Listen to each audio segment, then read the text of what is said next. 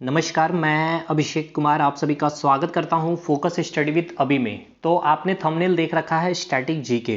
देखिए भाई, सबसे पहले इस वीडियो को आप कंप्लीट देखिएगा। टाइम कम है तो स्पीड को इंक्रीज कर लीजिए, वीडियो को 1.5 या 1.25 में कर करके देखिए इस वीडियो को।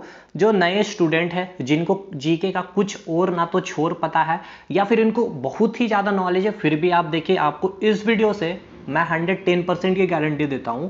ना तो मैं यहाँ कोई प्रमोशन कर रहा हूं, ना कोई सेल आउट कर रहा हूं अपना कोर्स को, लेकिन ये आपका जीके का जो एक समुद्र हम जिसे कहते हैं, आप सभी को पता है जीके को समुद्र कहा जाता है। ठीक है, आप इसमें जितना डूबेंगे डूबते चले जाएंगे, अंतिम आपको हासिल कुछ नहीं होगा। हासिल उनको होगा जो किनारे किनारे में जो जो चीजें हमें पड़ी मिलती है, ठीक है, उसको हमें क्या करना है, ग्रेप करना, पकड़ना है। लेकिन इसको पकड़े कैसे, कौन से टॉपिक, कैसे क्या पूछा जाता है, कमीशन क्या चाहता है, क्यों हर एक कमीशन, चाहे एसएससी कमीशन हो, चाहे रेलवे की बात कर ले, चाहे स्टेट कोई भी पीसीएस है, चाहे Bihar PCS, Jharkhand PCS, Uttarakhand PCS, UP PCS, Haryana PCS, चाहे स्टेट के एसएससी हो, चाहे स्टेट दरोगा की बात कर रहे हैं, वहां ये सवाल क्यों पूछा जाता है स्टैटिक जीके की। अगर हम बात कर ले इंपॉर्टेंट, तो इसकी 15 से कम 17 सवाल स्टैटिक जीके से बनते हैं। अभी इस एसएससी में अगर आप ट्रेंड देख रहे होंगे तो 15 से 18 सवाल केवल स्टैटिक जीके से होते हैं, 2 से 3 सवाल साइंस के और बाकी करंट अफेयर। इस वीडियो में आपको मैं करंट अफेयर का कुछ इंपॉर्टेंट टर्म और मैं इंपॉर्टेंट पार्ट भी कंप्लीट करवा दूंगा अगर पूरी वीडियो देखते हैं तो। ठीक है, तो पहला टॉपिक आपने थंबनेल में देखा है, 9 टॉपिक हमने यहां जैसे रखा है, 9 टॉपिक को आपको तैयार करना है जवाब में। तो पहला टॉपिक क्या आता है आपका, आर्ट एंड कल्चर। काफी महत्वपूर्ण टॉपिक है, आप सभी को पता है, लेकिन इसमें हमें पढ़ना क्या होता है, सबसे महत्वपूर्ण सवाल ये होता है। देखिए, आर्ट एंड कल्चर हिंदी में कह ले तो हम इसे कहते हैं कला एवं संस्कृति। कला एवं संस्कृति में पहला टॉपिक आपको जो कंप्लीट करना चाहिए, अच्छा देखिए, ये जो मैं बताऊंगा आपको जो करना चाहिए, आप कर कैसे लेंगे, कहां से ये चीजें मिलेगी, इसका सॉल्यूशन भी मैं आपको दे दूंगा। लेकिन आपको ये नहीं फोर्स करूंगा कि आप उसको ही कीजिए या उससे ही कीजिए, बस इतना मैं फोर्स करूंगा कि जो मैं बताऊंगा कम से कम आप 10 मिनट, ठीक है भाई, 10 मिनट एक बार कोई भी वीडियो में आप टाइम दे दीजिएगा, 10 से 15 मिनट तक। उसके बाद आप खुद हर एक वीडियो को खोज करके मेरे निकाल करके आप खुद से नोट्स बनाएंगे या मेरे से नोट्स लेंगे आप। लेकिन हाँ, ये है कि आप तक चीजें पहुंचनी चाहिए। कोई पैसे यहाँ पे लिया नहीं जा रहा, बस फ्री ऑफ कॉस्ट है। बस यही दिक्कत है कि फ्री ऑफ कॉस्ट को लोग यहाँ पे, मतलब उनकी जो होनी चाहिए रिस्पेक्ट, वो नहीं मिल पाती। चलिए बात करेंगे पहला टॉपिक आर्ट एंड कल्चर की। आर्ट एंड कल्चर में हमें पहला क्या क्या पढ़ना पड़ता है, देखिए इसमें 6-7 टॉपिक है, काफी लेंदी टॉपिक होता है आर्ट एंड कल्चर, लेकिन बहुत अच्छे तरीके से इसको खत्म किया जा सकता है। पहले तो हमें खत्म करना चाहिए इसका मंदिर वाला, जो टेम्पल वाली बातें हम करते हैं। लेकिन अगर देखिए डायरेक्ट, अगर स्टेट का कोई पेपर हो आपका या रेलवे एसएससी का पेपर हो, तो आपसे डायरेक्ट पूछेगा कि सोमनाथ मंदिर जो होता है इसका ये है कहाँ स्थित, या फिर आपसे पूछेगा किस शासक ने या फिर किस राजा ने सोमनाथ मंदिर को लूटा था या कौन से ईयर में। लेकिन यही पीसीएस में जब आप जाओगे तो आपसे पूछा जाएगा ये कौन सी शैली की मंदिर है, नागर शैली, द्रविड़ शैली, बैसर शैली। तो आपको ये पूरा कंसेप्ट होना चाहिए कि नागर शैली क्या होता है, द्रविड़ शैली क्या होता है, बैसर शैली क्या होता है। ये पहचानेंगे कैसे, क्या हर चीज याद कर सकते हैं, नहीं कर सकते, लेकिन इसकी सॉल्यूशन भी मैं अभी आपको बताऊंगा कैसे कर सकते हैं। सिंपल आपको यही पूछ लिया जाएगा, दिलवाड़ा का जो मंदिर है ये कहाँ स्थित है, राजस्थान के माउंट आबू में कौन से धर्म से संबंधित है। देखिए धर्म से जब पीसीएस पूछेगा तो इस तरह से पूछेगा कौन सा धर्म से संबंधित है, कौन से धर्म के, या फिर उस धर्म के कौन से भगवान का नाम आपसे पूछ लिया जाएगा, वैष्णव भगवान है या कृष्ण भगवान है, किस भगवान की वहां पे पूजा होती है। ये आपका टेम्पल, मैं ब्रीफ में जा रहा हूं, डिटेल नहीं जा रहा हूं, ठीक है, क्योंकि डिटेल मैंने सारे रखा है, मैं आपको बताऊंगा। इसके बाद मंदिर जैसा ही कंप्लीट करेंगे आप, तो फिर आपको करना क्या चाहिए, गुफा वाला टॉपिक। गुफा में भी आपने नाम सुना है, प्राचीन भारत का ही ये पार्ट होता है। हालांकि प्राचीन भारत की अगर आप वीडियो देखेंगे हमारा, तो आपको काफी आर्ट एंड कल्चर में अच्छा नॉलेज मिल जाएगा। पर फिर भी समझिए, अब पहला टॉपिक हमने डांस कंप्लीट कर लिया आर्ट एंड कल्चर में, सेकंड टॉपिक हम कंप्लीट करेंगे आर्ट एंड कल्चर की, मैं बात कर रहा हूं गुफाएं। जैसे भीमबेटका की गुफाएं, उदयगिरी की गुफाएं, बाघ की गुफाएं, उसी प्रकार अजंता की गुफाएं, एलोरा की गुफाएं। अब यहां पे आपसे कैसे पूछेगा सवाल कि पीसीएस रेंज में जब आप जाओगे तो आपसे पूछा जाएगा कि जैसे कि अजंता की जो गुफाएं हैं ये किस धर्म से संबंधित है। ठीक है, यूनेस्को ने इसको कब वर्ल्ड हेरिटेज साइट में इनको सूचीबद्ध किया। लेकिन यही सवाल अगर आपका रेलवे एसएससी पूछता है तो अजंता की गुफाएं कौन से स्टेट में स्थित है, महाराष्ट्र के औरंगाबाद में स्थित है। एलिफेंटा की गुफाएं कहां, तो महाराष्ट्र में स्थित है। अब पीसीएस पूछेगा तो कौन से धर्म, तो हिंदू धर्म में भी कौन से भगवान के वहां मंदिर है, तो शिव भगवान के मंदिर है। तो ये हो गया पीसीएस और स्टेट का बस डिफरेंस, समझते चलिएगा भाई। इसके बाद आपको आना है मंदिर गुफा करने के बाद स्तूप। जैसे कि स्तूप में हम बात कर ले तो सांची का स्तूप, बृहद का स्तूप, ये दो स्तूप से आपके सवाल बनते हैं और हमेशा बनेंगे। अब लेकिन स्तूप में आपको करना क्या होगा कि स्तूप का आपको पीसीएस के लिए आपको उसका समझना होगा स्ट्रक्चर को, उसका जो कंस्ट्रक्शन होता है, गोल गुंबद क्यों होती है, ये स्ट्रक्चर बेस पे आपका पीसीएस सवाल पूछेगा। और स्टेट और रेलवे वगैरह आपसे पूछ लेगा क्या कि ये सांची का स्तूप है, किस राजा ने बनाया, अशोक ने बनाया, कहाँ स्थित है, मध्य प्रदेश में भोपाल में स्थित है।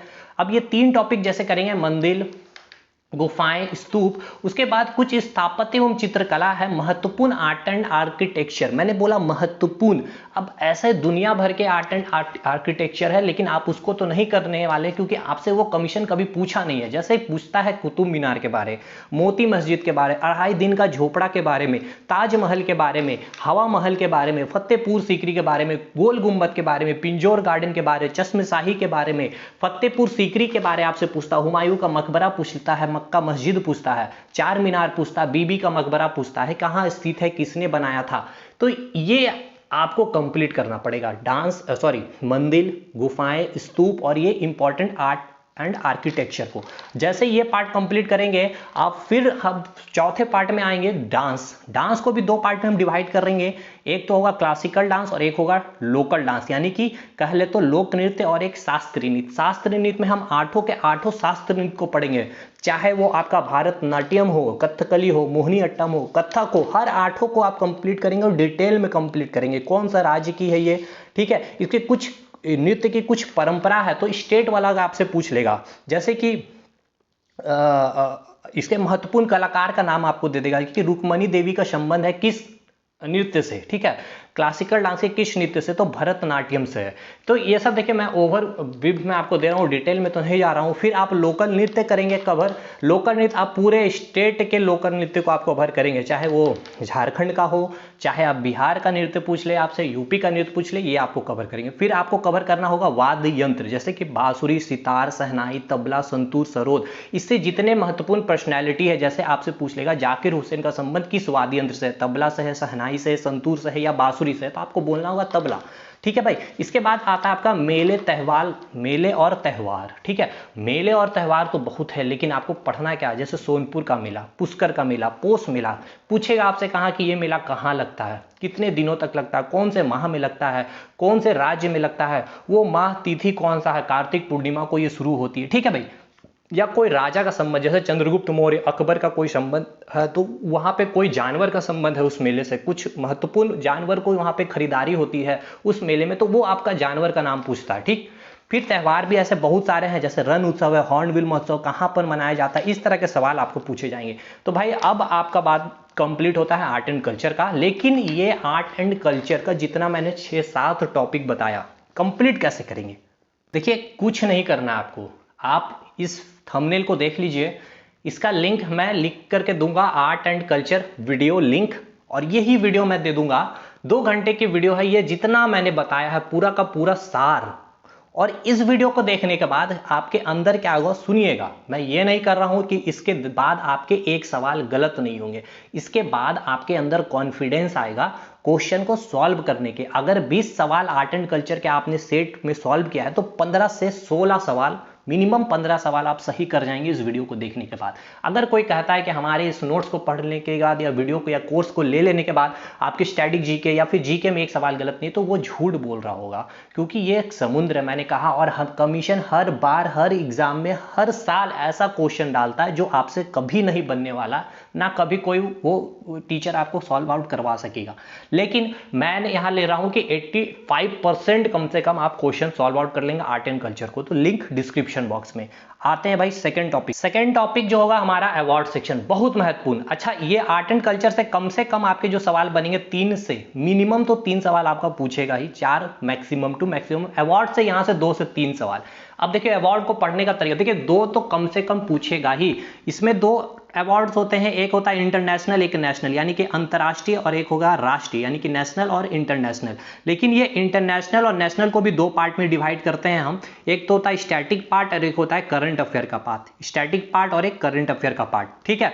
परेशान नहीं होना, सब कुछ मिल जाएगा, सब कुछ फ्री ऑफ कॉस्ट और 1 नंबर मलाई कंटेंट। देखिए अब भी जैसे कि एक एग्जांपल देता हूं अंतर्राष्ट्रीय अवार्ड्स का, तो आपको बुकर, ठीक है, बुकर पुरस्कार के बारे आपसे स्टैटिक में क्या पूछेगा कि इस पुरस्कार का संबंध किस क्षेत्र से, संगीत से है, साहित्य से है, सिनेमा में है या फिर किसी और क्षेत्र से है। तो आपको जवाब देना होगा साहित्य से संबंध है। साहित्य की शुरुआत, सॉरी, ये बुकर पुरस्कार देना कब शुरू हुआ था? 1969 में।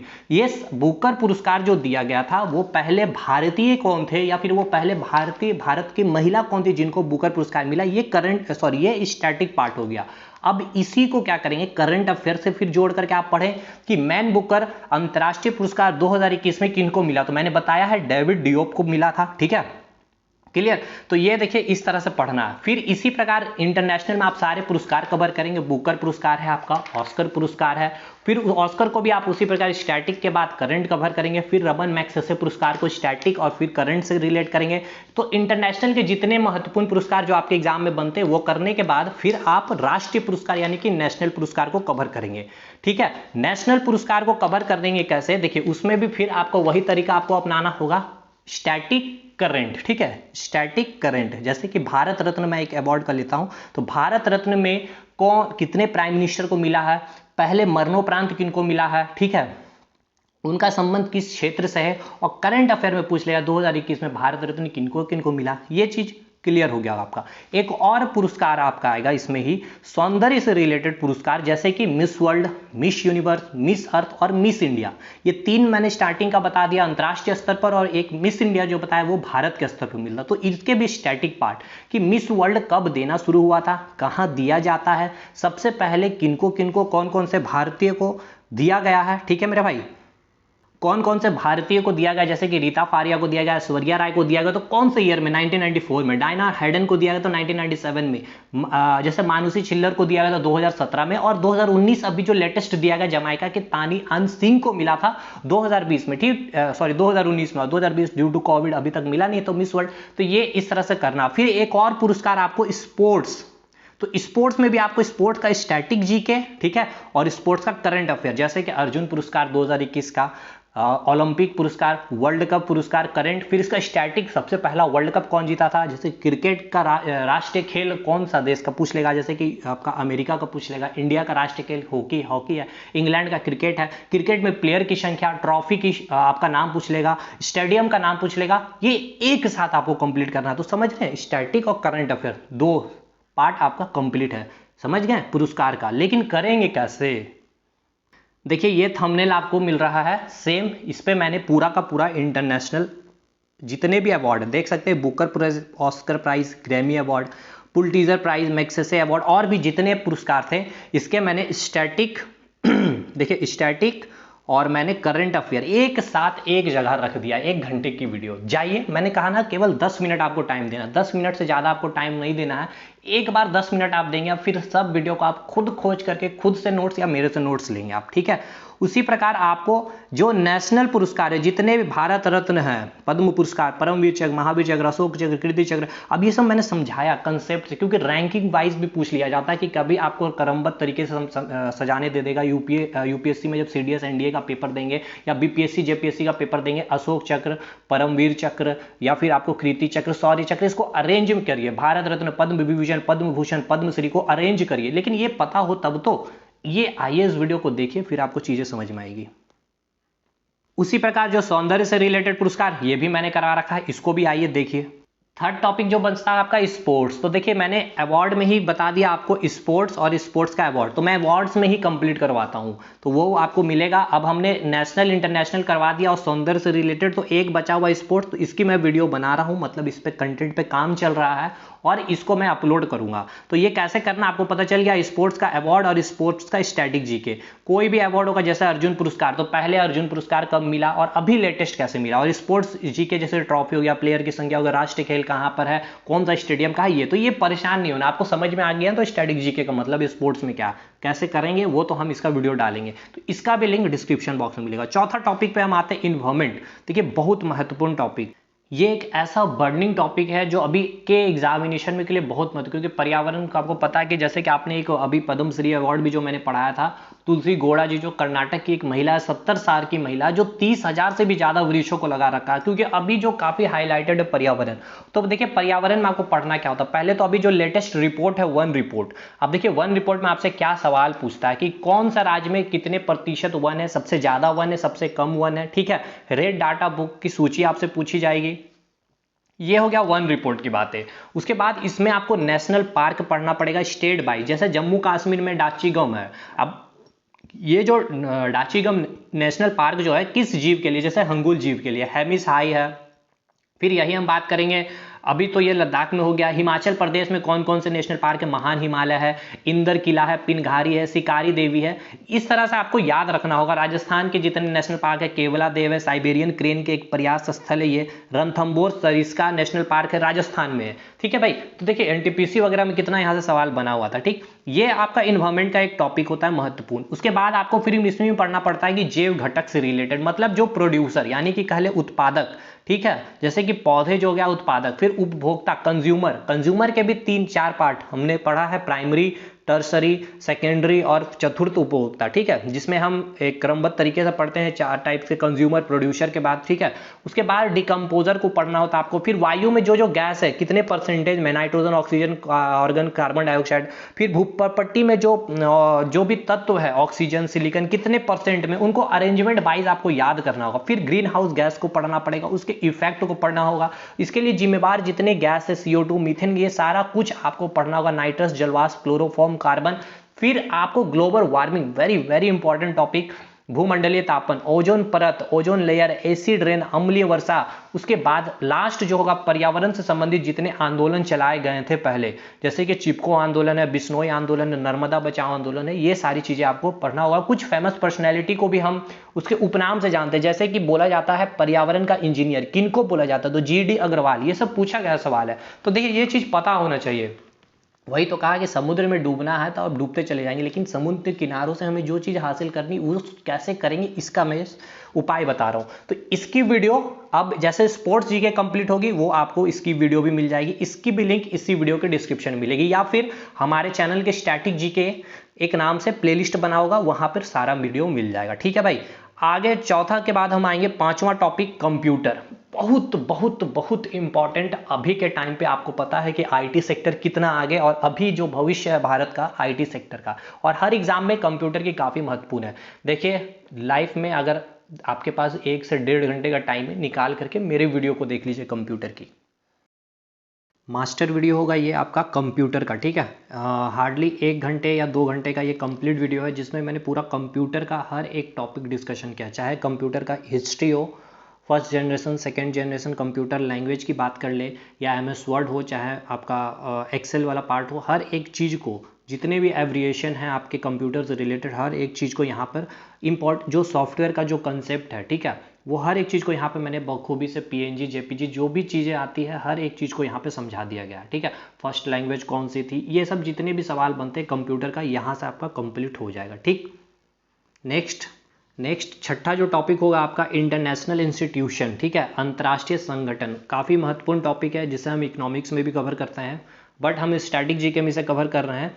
जिसमें आपको पढ़ना क्या होता है कि जितने भी इंस्टीट्यूशन है, ठीक है, जैसे कि आपका WHO हो गया, आपका यूनिसेफ हो गया, फिर सार्क हो गया, G7 हो गया, G8 हो गया, संयुक्त राष्ट्र के जितने भी अंग है, 6 के 6 अंग, जैसे कि महासभा हो गया, सुरक्षा परिषद हो गया, न्यास परिषद है, इनके हेड क्वार्टर कहाँ पर है, ये सब चीज़ आपको कंप्लीट करना पड़ेगा, ठीक है। यूरोपियन यूनियन, इसके स्टैब्लिशमेंट ईयर, इसके कौन कौन से देश इसके मेंबर है, ओपेक की स्टैब्लिशमेंट कब हुई थी, इनके हेडक्वार्टर कहाँ पे हैं, टोटल मेंबर कितने, कौन कौन से देश इसके मेंबर, ये सारा चीज़ आपको याद करना पड़ता, ठीक है। और मैंने इसको बखूबी से विथ मैप, ठीक है, वर्ल्ड मैप में मैंने चीज़ें समझाई है।